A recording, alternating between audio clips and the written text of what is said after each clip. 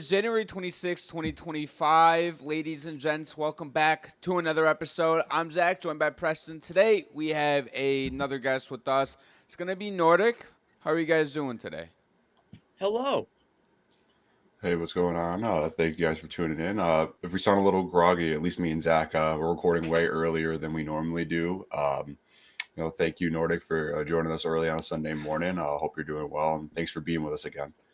I hopped in the shower. Otherwise, I would sound like you guys. So I was not trying to sound like that on my boys' podcast. So we probably should have done that too. Well, I planned on to do that. I set like 6 alarms between like 8 o'clock and 8:30. I woke up 10 minutes ago. I woke up at 9:28. So I have my coffee in the Bills cup because we're gonna beat the Chiefs today. 2 nights ago, there was a huge breaking news, and Nordic has talked about it. Go check out that video of the Rantanen trade. We made a video on it. Go check it out after this as well. Rantanen being traded to the Hurricanes, it felt like that came out of left field, and then everything came out that the Hurricanes were trying to get Pedersen or Miller, and then they pivoted over to Rantanen because the Avalanche felt like they couldn't make the money work long term and couldn't get a deal done. It feels like at this point, if the Hurricanes can figure out their goaltending situation, I know they got rid of Natchez and Jack Drury, which I don't mind that for the Avalanche, especially with the guy that only has 1 year left on a deal. This isn't like Rantanen has 5+ years left on a deal of like $10 million or something around that range. No, like a UFA who isn't guaranteed to sign, acquiring Natchez and Jack Drury plus a second and a fourth isn't bad. The Carolina Hurricanes, if they figure out goaltending, I think is the best team in the Eastern Conference with this addition. I don't know if that's a stretch to you guys at all. They definitely are one of the top contenders in the East now for sure. I think their goaltending situation might push them a little bit down, but their top six definitely got a lot better. Adding Mikko Rantanen and Taylor Hall. They already had a pretty good decor. I'd say they're probably up there with like teams like Toronto and Florida right now. I'm not even sure if we'll throw Washington into that. Fuck it. But I would say they're definitely up there for being a contender in the East.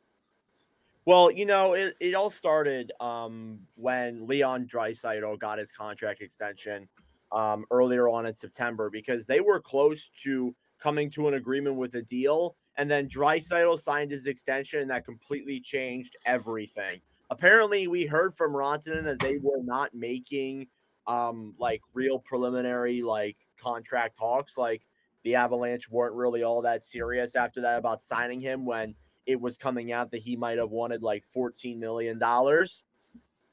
And I think that, they got the best of what they could in that deal, but Carolina clearly wins this. I mean, when's the last time we saw like a top 10, top 15 player in the NHL get traded mid-season? Like, I can't even think of a time. I can't even remember that either. Mid-season, You can't. Exactly. So it is a wild trade. It's a trade that I honestly did not see coming. Again, I was thinking all about JT Miller and Elias Pettersson. I wasn't even thinking about the Rantanen stuff that was going on. Yeah, well, you never think a player like that would be up for in trade discussion mid-season anyway, just because, the caliber of player he is and how important he is to the Avalanche.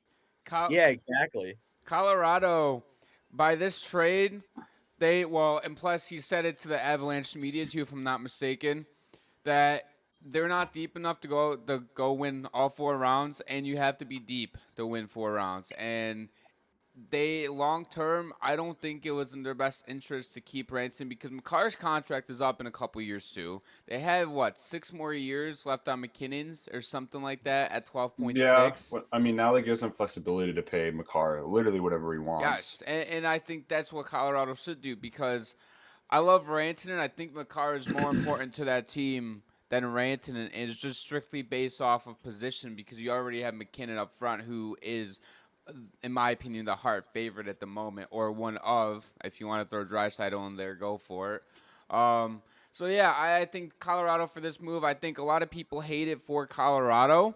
I don't think that's necessarily the case because they got depth center in Jack Drury, who it hasn't been a bad player in Carolina by all means. He's not some scrub that is a throw-in per se. And then Martin Necas, who has a year left after this at $6 million, and I'm assuming it's going to be way much cheaper than Rantanen. And on top of it, I'm hoping Colorado can get him signed there, especially with him being, I think he's like a year younger or something than Rantanen. So, I mean, with Natchez, you're not going to get like what you're getting out of Rantanen, of course. No, I mean, of he's a course good not. he's a good depth piece. I would say good second line player. I think You he could can play be first line. and he'll be first line right now in Colorado because they just traded away their best winger, so they need another one now. So we'll see if he could. His numbers should go up a little bit playing with a guy like Nathan McKinnon. So we'll see on there. But I think the biggest thing for Carolina now is can they get Rantanen re-signed? Because if they can get him re-signed, I think they're clear winners of this trade if they weren't already. It's just curious. I'm curious to see what kind of money he's going to ask for now that he's been traded, and it kind of maybe it's anything like maybe Colorado's like, we're not paying you $14 million a year. I'm not sure if another team is willing to do that. Well, one of the things that I don't think people really realize about this is that Colorado gets cap relief with this trade. They have about, I think, $5 million in cap space. I'll check that right here real quick. The Avs have 5.6 million in cap relief. So they have some room there to where if they wanted to go out and make another big deal, they absolutely could. And I think after this, like, you can't just not be done. You have to go out and get somebody or something because this could turn out really ugly for the Avalanche if the reports about Rantanen being sidelined by the deal were true and, they crash and burn in the playoffs. So, they got to make another move here if I'm them for sure. This makes things interesting for the UFA market as well, because you would have to wonder what's going to happen with Mitch Marner this offseason too, because there's no extension in place for Marner with the Leafs. I don't know if that's going to happen like 3 days before July 1st, where it comes out that he signs 8 for 14 or $13 million. But I think that makes it interesting too, because somebody brought this up to me in person at work. Shout out to my coworker, but what if the Maple Leafs are like, you know what? I know they're in a much different situation than the Colorado Avalanche. We're trading Mitch Marner. Ooh. Is that a possibility that the Leafs go out and trade Mitch Marner? Is that I mean, if they're getting another superstar that has term left on his contract, sure, but I cannot see him being moved. All right, let me bring this up then, because he brought up a specific team, the Vancouver Canucks. Would you trade Marner to the Canucks for Pettersson plus more? I'm not sure. I mean, Pettersson's been bad this year. I don't know. I think that's just like him being. I mean, you get the term, like, so you're not worried about it, but then I'm sure Pettersson will bounce back. I don't know. Marner's really important to this Maple Leafs team. I can't see them moving him. I don't doubt that, because Marner is like, his defense for that team has been outstanding. But he's also at 67 points this year. Like, he's been an offensive guy too. I'm aware of that, but I think that Pettersson is a 100 to a 110 point guy like Marner. He might not have the defense that Marner has, and sure, Marner is Matthews' right-hand man, but I think Pettersson isn't playing good in Vancouver because all of the distractions that are going on, and there is a visible difference when JT Miller plays with him and when he isn't with him. When Pettersson is with JT Miller, Pettersson doesn't look good. And earlier this season, I talked about maybe he's still dealing with that nagging knee injury that he's played with all of postseason, all of the second half of last season. But then all the JT Miller stuff came out. And when JT Miller isn't with Pettersson looks like he's comfortable on the ice. So that feels like a complete mental thing. Like, I don't know why it would be, because like me and Preston have talked about in the past, you're in the NHL, get over yourself. But that's just that. Yeah, I don't think Toronto trades Mitch Marner unless like they're getting another big superstar. I'm not sure if Pettersson makes them better this year. I think they need Mitch Marner if they want a chance to win the cup. Well, first off, Oh, sorry. If they're gonna trade Mitch Marner, we're not gonna know about it. We're not. It's gonna be like Rantanen. It's gonna come Mhm. completely out of right field. We're gonna have no clue. Otherwise, if it becomes known that Toronto is moving him, they're not gonna get anything back for Yeah. him. And with the way that Marner is playing right now, I just can't see it. He is either getting traded at the draft for pennies on the dollar, or he's walking. Like I think he probably stays with the Maple Leafs, just with the way they are. They don't like to shake things up. They're gonna keep Marner. It could happen if there's a real falling out between then and maybe the trade deadline, but I really can't see it in my opinion. I And mean, they're going gonna have back, a lot of money free up too, because Tavares' contract's up at the end of the year, and I think he stays in Toronto too for a much lower contract. So they're gonna have some little bit of extra leeway to spend money on potentially resigning Mitch Marner for $14 million a year. You can use some of that money that you're losing with Tavares. Right now he's making 11. He's probably going to go down to what, $5 million, $6 million. Use some of that extra money to get Nyes under contract too, because Nyes is a great piece for them, a great second liner for him. You can probably get him on a cheaper bridge deal right now. I don't see the need to I do think a I think big if you're long term Toronto, deal. I think a long-term deal for Nyes wouldn't be that idiotic. Well, I'm not saying it would be idiotic. I'm just saying right now, figure out the money stuff. I think the priority number You one think should okay, be so getting Mitch Marner signed. Allocate whatever money you need to do there, because there's no rush to get Nyes re-signed. He's an RFA, so you have time to negotiate a contract with him. And Mitch Marner, you have until July 1st. I think okay. a Plain and bridge deal simple. is more fair. Yeah, I think a bridge deal seems more realistic right now for him, just because again, like you're going in. Is he an RFA this year? yeah, he is. Yeah. Or that's probably why you're talking about him.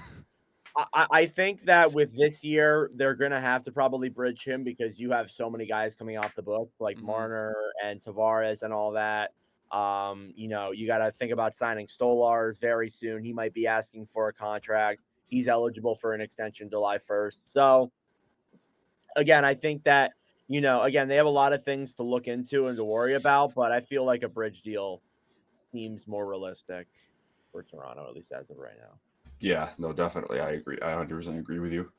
Getting over to the New Jersey Devils, who unfortunately lost Jacob Markstrom for 4 to 6 weeks. I don't know if Preston, you saw the collision that happened the other night. I did not know. Did not look good.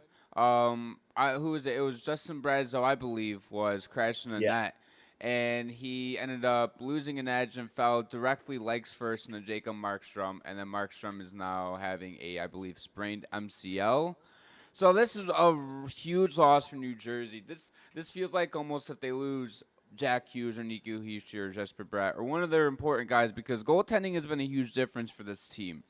And with New Jersey already going through the slide that they have been the last 12, 13 games with, they've only scored like 25 goals. They're averaging like 2 to 2.5 goals a game. It hasn't been great. Now losing a goaltender, which has changed the landscape of your team, it's not great. And I know they're riding with Jake Allen, who also hasn't been that bad of a backup this year. But with how much the team is struggling, I think this injury came at the worst time. And now I want to see how the Devils respond to it. Are they just going to fold up and curl in a ball and just kind of go to sleep? Or are they going to be like, you know what, we have to play better as a team, come to a realization, and just go out there and play hockey like they did to start the season in the first 35 games? I think they'll be fine. I think they have a good backup of Jake Allen, who can take the load. They're gonna have to score more, obviously. Because Jake Allen is a good backup. But I wouldn't say he's like a reliable starter Mm-hmm. at this point in his career. But I think the Devils will be okay. With Allen this season with New Jersey has been suitable. Mhm. He is a record of 7-8-1, a 2.67 goals against and a .904. So he's come in at points and hasn't been bad. But I also do want to say that it's definitely not ideal at whatsoever. Losing Markstrom is not going to be great for them for sure. I think that they will be okay. It's just a matter of like it's coming at the worst possible time. Like this team's in a slump. They're not playing the greatest hockey since the calendar year has come over. Like in the month of January, and keep in mind it's not over yet. They've only won, I think, 4 of their last, looks like 10 games. So again, it has not been a perfect stretch of hockey for them. But I think that, maybe with this Markstrom injury, maybe that'll like wake them up and maybe things will turn around for them starting. I mean, they have won 2 in a row. Yeah, So. they have won 2 in a row, so maybe this is a turnaround that the Devils are about to go on. They're gonna rattle off like 4 or 5 straight wins, and it's gonna be like, hey, like the Devils going through adversity as a team that doesn't have a ton of experience. I know they have some vets on that team, but for some of the core guys on the team, going through adversity in the middle of the season, I think is okay. Starting off the season slow and ending the season slow, I think are two things where you'd like to avoid if possible. And if you're the Devils, having it happen mid-season when you've already built a cushion in the 3rd spot in the Metro, you're 2 points behind the Carolina Hurricanes. It feels like the Caps are uncatchable at this point. They're 7-1-2 in their last 10.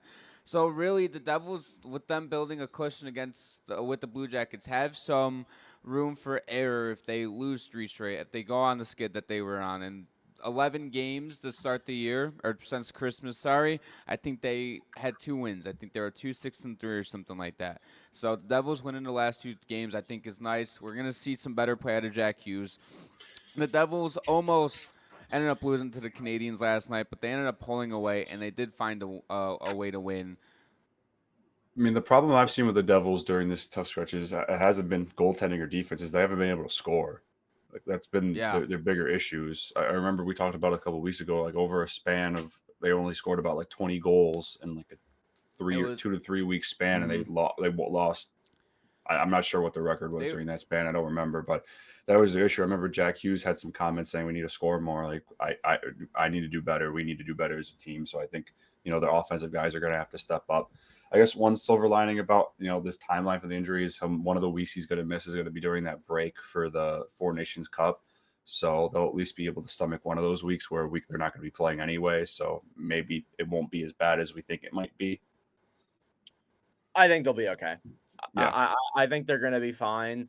Again, like it's a matter of just momentum, in my opinion. Again, like a lot of, and what people forget, and it's what Preston brought up, a lot of February is literally them just off. Like they have the 2 games this month against the Flyers. They should win both those games. They have 1, 2, 3, 4, 5, 6, only 7 games in the month of February, and they have like a 2-week break there in between games. So it probably came at one of the worst times, but it also came at probably a time that you would much prefer, because he's going to be back by like March 1st, and he's not going to miss a ton of time. So I think they're going to be okay. I definitely agree where this could have happened either a month ago or could have happened in a month when they're just coming back from the break, and now you're losing him up until the playoffs, and now everything can be screwed up if you're the Devils. So thankfully, yes, it is coming with the Four Nations break coming up in about 2 weeks or so. Yeah, 100%. Okay, so usually we talk nothing but hockey news and this and that, what's going on with the season. However, though, with Nordic on, we want to switch things up a little bit, have some fun. So I want you guys to give me one thing that we're looking forward to in the second half of the season. Preston, you go first. Okay. There's a few different things I can go. I'm really curious about the race for wild card 2 in the Eastern Conference. I think it's been a mess most of the season, and it's been unlikely teams, I think, that are in this conversation right now, especially Columbus and Montreal. Those have been 2 of my biggest surprises this year, of course. I think everyone's been surprised by how much better they've been than we thought they were going to be. Ottawa, was right in that conversation. Can they finally get over the hump and finally make the playoffs for the first time in forever? In New York, the Rangers are back in that conversation as well. They've been playing much better lately. It's going to be really, really interesting to see just going forward, like all these teams. Like we got even Philadelphia's in that conversation. I would say the only team really completely out of the conversation right now for playoffs in the East is probably Buffalo. Maybe Pittsburgh and the Islanders, but the only one definitely out is Buffalo. Sorry to hear that, guys. The Islanders. Sorry to hear that. Whatever. For me, I'm really looking forward to the Four Nations. It's coming up in I think 2 weeks at this point. It is going to be a ton of fun to see best on best hockey. You guys are a little bit older than I am, but I never really got to see them play best on best hockey back in Sochi back in 2012. Yeah, that was crazy. I remember watching those Olympics. It was a lot of fun. I was 5 years old back then, so I Yeah. was not watching or I was not remembering the Olympics. So I'm really looking forward to it. I'm really looking forward to the following year as well. But the wild card race, I'm also looking forward to too. I don't even know how it's this big of a log jam. It's Literally. insane. I But- can't remember the last time it was like this in either conference where you have this many teams in the conversation at this point of the year for a wild card spot. Normally, it's 2 or 3 teams, not 6. But the league is so unbelievably competitive now. Except if you're the Sabres, Chicago, Nashville. Well, we knew Chicago was going to be really bad. We knew San Jose was going to be really bad. I mean, Nashville's a shocker. Nashville's playing a lot better though. They're 7-3 in their last 10. They're too far away. They're unless they go on another 15-game winning streak, they're done. No, yeah, some miraculous run they're over with. I mean, they did it last year. With I know me and Preston, it feels like every week we somehow get into the East playoff race, but this feels different than last year's playoff race where every team was losing. It feels like now teams are winning and they're are passing each other day by day instead of you want the playoff spot. No, you take it playing fucking hot potato in this bitch. That it feels different than last year, which makes it exciting. Well, last year felt like nobody wanted the last playoff spot. Dude, especially the second the trade deadline hit, almost nobody made trades to improve the team, so they were all the same teams, and then they just kept losing and losing. And then you have the Washington Capitals, who had the worst goal differential of any playoff team in NHL history, be like, you don't want it? Fine, I'll take it. And grown because they got killed against Rangers, but that's that. One thing I'm looking forward to is to see what teams run the table at the deadline. And maybe that's motions coming from the Rantanen trade. But I really want to see if there's some top teams, does Washington go out and add a guy? Does Toronto add maybe another defenseman or a third line forward on that team? I really want to see what Winnipeg does specifically. Winnipeg last year, we saw them add to Foley and Monahan. And those weren't just 2 scrub ads. Those were ads of they felt like they were able to make a run. They didn't make a run. They were first round exits again. Thanks to Connor Hellebuck and the rest of the team in front of him, by the way. It's not just on him. Just want to point that out. But Winnipeg, though, feels different. They have a 6-point lead in the first spot in the Central Division over Dallas. They're 9 points ahead of Minnesota. I think it's Winnipeg's to lose at this point.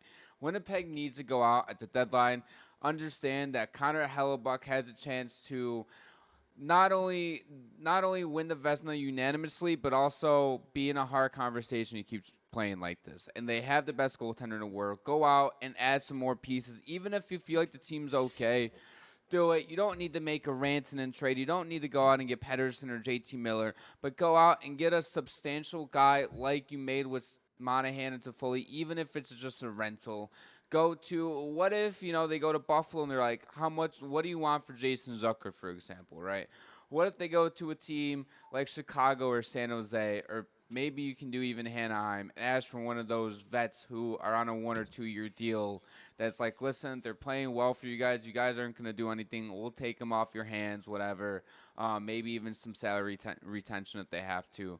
So I think it's that, and Winnipeg, Edmonton. So, yeah, I'm excited to see what happens at the deadline. Maybe it's going to be another year of every trade's going to happen a week before, then the trade deadline just sucks. My only concern about the trade deadline this year is I'm not sure how many pure sellers there will be, just based on how competitive most of the league is this year. I mean, you have bottom feeders like Chicago and San Jose, but I'm not sure how many players of them are really attractive to the other teams to trade for. One of the most attractive ones was already moved in Taylor Hall, one of the vets that were going to be available. And you only got a 3rd round pick, and they retained 50% of Mikko Rantanen's salary, which is, that's a trade. Rough for that. I mean, I'm just looking at rosters like Chicago's. I really don't see a lot of attractive players to trade for. Maybe a guy like Pat Maroon goes to a contender to be a 4th line That'd be a kind of 5th round grinder. pick. type shit. No, that would be like a 6th-round pick, probably. Not a high value pick. Maybe a veteran defenseman like Alec Martinez. Future He's still got considerations. some Fuck gas it. in the Dan to the tank. chat. I mean, yeah, I don't really see a lot of teams being big sellers, and maybe a lot of teams, like, they're so competitive. Maybe they think we just make a little move and we'll be good. Like, I can't. I think I find it hard to believe we're going to see another big move again. We're just talking about like the deadline in general. Yeah, just talk about anything. Well, I mean, Miller's obviously out there. That seems more like an off-season thing at this point. I don't really know anymore. I could see Vancouver doing a big trade if, like, they're completely off playoff contention in like a month. Like, they're like falling off, and I could see them maybe moving a guy like Brock Besser as well. I don't think they're gonna move Brock Besser with him just being fresh under contract. I think if they can't move Miller, I think it's Miller or Pedersen. If they do trade Brock Besser, honestly, I'd be shocked. I really would be. So would I. I can't really see that happening either. But I also couldn't see Rantanen getting moved. So anything can happen. And here we are. I still would be surprised though. Like I don't think they're gonna jump off of him that fast. They're gonna at least try and work out a contract. But yeah, I think Pedersen. Yes, I get them mixed up. Besser likely probably stays in Vancouver. So I don't know. We'll have to see though. It'll be interesting. Yeah, that's for sure. So you guys can give me the entire league. You guys can give me one team. I don't care. Teams that are pleasant surprises for you guys. Shoot.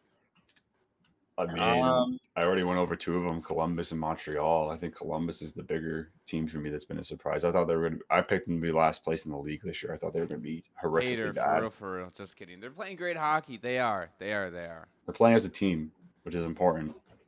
Washington was a real surprise for me. Oh yeah, them too. Yeah. Where did you have Washington finish in the standings? Like 4th or 5th. I had them in a wild card spot. Like I thought they were still going to be really good, but I didn't think they were like better than Carolina and Jersey. First place in the league. Yeah. Yeah, I did not have them there. I still thought the Rangers were going to be really good, and then they just crashed. Yeah, I think we all did. The Rangers are the one team that has disappointed expectations, but they're 7-0-3 in their last 10, and Igor is playing great. And like with Washington, I had them in a wild card spot. I think I had them 4th in the Metro. I also have them in a wild card spot. Yeah, I think me and Preston had them in like the same exact spot. And I totally expected the Rangers and Capitals being the exact opposite positions as one another. And I think, listen, I'm sorry. I've said I'm sorry to the viewers and audience every single time I bring up the CMD Calgary Flames. I had them finishing 8th in the Pacific. I had them finishing as the worst team in the league. Calgary Flames. If there are any Flames fans that exist, I'm sorry, guys. For people that don't have context, all offseason, Zach's been like a generational hater of this team. Every time we bring up something, he always would bring up the Flames out of nowhere just to like talk shit about them. I'm not even joking. I'm not even sure where the hatred came from. I didn't mean to be a dick to this team and fan base, and thankfully no Flames fans have ever interacted with their content. But I just thought that this team was gonna go out and have a fire sale. I thought they would be down there I thought they'd honestly be in Nashville's position. Nashville would be where Calgary is, and they're vice versa. And right now, Calgary is not in a position to go out and have a fire sale. They're competing for a playoff spot. They're 3 points up on Vancouver for that 2nd spot. So Calgary's been great. Dustin Wolf has been, honestly, a top 15 goaltender in the league. If you want to call him top 12, top 10, whatever, be my guest too. But he's a rookie. I'm not going that far with it.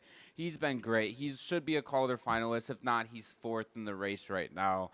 And that entire team, they're not getting a ton of scoring. But when you're getting great goaltending, sometimes you don't need to score. And my only issue with the Flames is them being mid, for consistent years. But the fact that we're not talking about down the line, we're not talking about next year, the year after, of being this mediocre team. This year, they've been impressive. And if they make the playoffs, they will be the biggest shock to me in the entire league after the season. They feel like the Flyers from last year, in my opinion.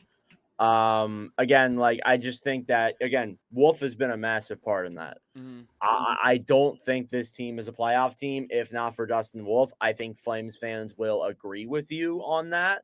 Honestly, because it just has not been like outside of him, like the scoring hasn't really been there particularly. I mean, they have guys who are playing really good. I don't. I'm still gonna stick with them. I think they can definitely come out of this for sure. But yeah, definitely one of the biggest surprises of this season, if not the biggest surprise. I feel like there's Honestly, been a bunch of surprise teams this year, honestly. yeah. And There also, It's really how, it's it's refreshing to see different teams in this conversation for once. I feel like for the last few years we've had a lot of the same teams making the playoffs and being the same contending conversation. I'm glad to see some different teams entering this the is mix. this is why I don't want the Bruins or Lightning to make it in the playoffs. Fuck it, give me the Canadians and Blue Jackets in the playoffs, and throw in Ottawa as well too. Have those be, third Atlantic spot. Columbus. No, sorry, they can't even. They're in the fucking Metro. I'm sorry, guys. Throw in, throw in Ottawa, 2 wildcard spots. Give me And it's a dogfight right now for the Columbus 3 and spot in Montreal. the Atlantic between Boston, Tampa, and Ottawa. They're all neck and neck with each other. Montreal's in that conversation too. I'm not gonna for lie, dude. Give me an Ottawa, Florida first round series. Yeah, I'm sure Florida had like that. Okay. So, last thing that we have on our list, we talked about it briefly with Wolf. It feels like at this point, Lane Hutson is almost stealing the Calder Trophy away from Celebrini and Michkov specifically. I don't know how you guys feel on that specific topic, but Lane Hutson the last 30-ish games has been one of the best puck moving defensemen it feels like in the entire NHL. And he's been impressive to watch for me in Montreal. He is somebody for me that first off, it's funny because Habs fans were chirping me all off season saying that he was going to win the Calder over Mitchkov, and I'm like, no, you got to really see, but he actually might. Very creative defenseman. A lot of people talk about his like defensive play, like it's not even really that bad. Like he actually is pretty decent Mm-hmm. defensively. He's not like perfect. Like I definitely think that he had some bad moments at the beginning of the season, and in due time he will like improve with that. But he has really improved already throughout this season, and has shown that he is a very creative, well-rounded, very good playing defenseman. A lot of people also point out too, like with all of his like, oh, he just racks up secondary assists. He's creating those plays. Like he's Hmm. Mm-hmm. creating the plays. And that's why things like that are happening. Again, I still don't know. Like the voters, they love to be recency bias and look at like Celebrini and be like, oh, he's a first overall pick. We got to pick him. Come on. So, but I really do think it is, at least as of right now, it's Lane Hutson's Calder to lose. Yeah, I agree with you. I think it's a little bit more impressive to me that he's doing it as a defenseman than a forward because I'm of the opinion that it's way harder for a younger player to come into the league and play defense than it is to play forward. Both are very hard. Don't get me wrong, but defense when you're playing defense, you have more responsibility out there, and if you make too many mistakes, the puck's in the back of your net. And Yep. usually younger defensemen struggle a little bit. We've seen that with like historical greats like Victor Hedman was horrible his first few years defensively, and then he got a lot better, and he's a Hall of Fame lock now. I remember people were calling him a bust his first few years in the league. So I think Lane Hutson is a little bit more. I'm a little bit more impressed with him because he's doing this all as a defenseman. I think I agree with you, Nordic. I think it might be his. If he's playing like this, I think it's his call to lose. But Celebrini and Michkov are definitely making it interesting because they're both also playing at a really high level for rookies, and they've also been very impressive. This is Nordic brought up a great point with the voter thing because this is ridiculous. I looked up the odds right now. I know this is just Vegas, but Celebrini is still minus 135 to win the Calder, which I think Hudson it has deserved the Calder. Who's only plus 140, he's second, and then it's a huge gap. Dustin Wolf is third at plus 1100. But like it's that thing where if Celebrini, like, don't get me wrong, Celebrini has been absolutely sick nasty in San Jose, especially playing with Will Smith on the top line. They've been great together.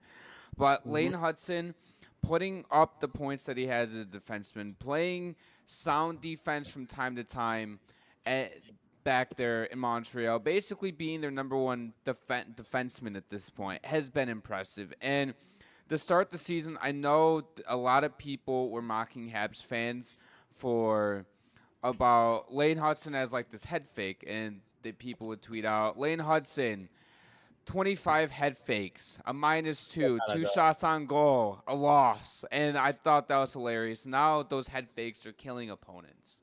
So Lane Hudson's playing great hockey. I think we can't count out Dustin Wolf yet, or even Michkov. Michkov got off to a hot start. I think it's feels like at this point a long shot. It's turning slowly into a two-man race between Hudson and Celebrini, but we still have 2.5 months left, and I would love it to see.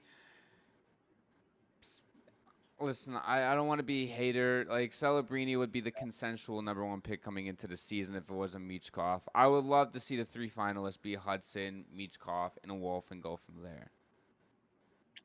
Yeah, it's probably end up going to be, it's definitely going to be Hudson, probably Celebrini, and then it really depends on who like is good at that Do point. Like they? if the Flames make the playoffs, then I think it's Dustin Wolf. Oh yeah, if the Flames make the playoffs, yeah, I think Dustin Wolf has a solid chance. Fuck Because if it. they make the John playoffs, it's Tortorella going to should be be because of sent to him. Mars. Yeah. Like, Yeah, John Tortorella should be sent to Mars with what he's done with fucking Michkov. it's crazy because last year when the Flyers got off to that ridiculous start in the first 50 games and they were first in the Metro, I was like, John Tortorella is a fucking genius. And I don't know if it's just the roster being the roster and just it's not good enough to be like a competitive playoff team. And then this year they've been kind of middling, they've been mediocre. And then Michkov gets off to the hot start, and ever since then he's cooled down. And I don't watch a ton of Flyers hockey, but I mean, if you feel like John Tortorella is burning this kid to the ground, then I mean, yeah, Nordic, you're a Flyers guy, right? What is your opinion on all this? Do you see? Let me ask you guys a question. Do you see any other rookie in the National Hockey League getting scratched, getting benched, getting all of this treatment that Michkov is getting? nope. Not a high end rookie like that, no. No. Cutter Gauthier is the only one that I can really think of. But Greg Cronin is also not a good coach either. I just don't get it. Let the kid freaking play. Let the kid play his game, play the way that we know he can. Stop trying to teach him a lesson. Oh my God, we need to let him learn a lesson. He needs to learn. Shut up. Like let the kid play. And I'm not saying that the Calder is the only thing that matters, but you are quite literally taking the Calder away from him, John Tortorella. Like, again, I know Lane Hutson's playing really good right now. He's probably the favorite, so Celebrini's probably there too. But people forget that Michkov was unreal at the start of the season, and then he started getting scratched and benched, and we started messing with him, and now he's just meh, honestly. So again, like it really frustrates me, and I try my best not to think about it. But if we get to, and I've been thinking about it too, like he might not even be a finalist. If we get to that point, I'm gonna let it rain down on Tortorella, honestly. Yeah. Do you think Tortorella's done in Philly after this year? I hope so. Probably not though, because they don't like to do normal things like a normal organization. So I don't know. I mean, We still don't- I think Briere has a plan. I'm sure he'll bring in another coach when he feels the time is necessary. I mean, I like Tortorella as a coach. I get your frustration. He can be a little annoying sometimes, but I do think he's a good coach. He's the right coach at the wrong time. That's what You're I've been saying.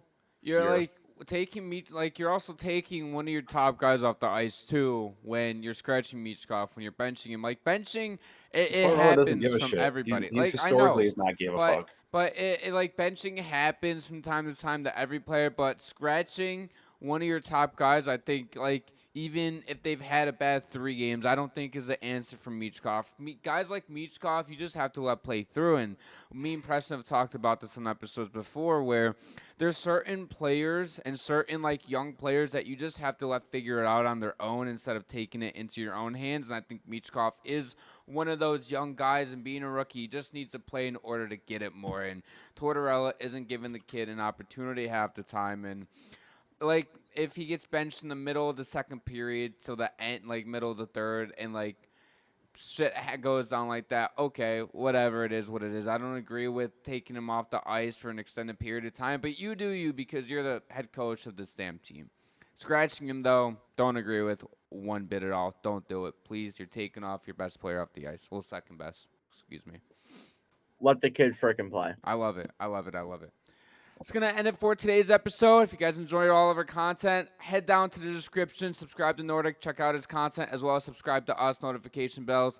He also posts podcasts at the Nordcast on Spotify, Apple, and YouTube. Go check that out as well. And we'll see you guys in our next episode.